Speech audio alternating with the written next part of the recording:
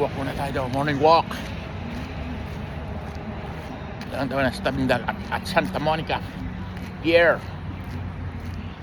Yan ang dagat. Kalmado. Dapat dito nag-team building ang Ateneo.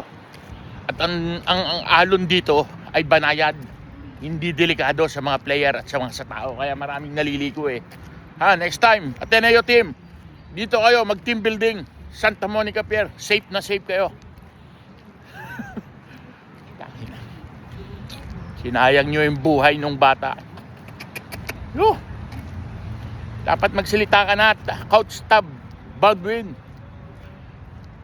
The more na hindi ka nagsasalita, lalong nagagalit ang mga Pilipino sa'yo.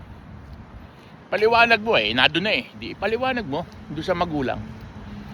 Yun ang mahalaga.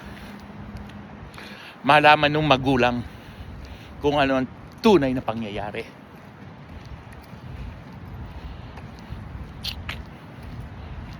God bless to future basketball player ng Pilipinas. Ayan.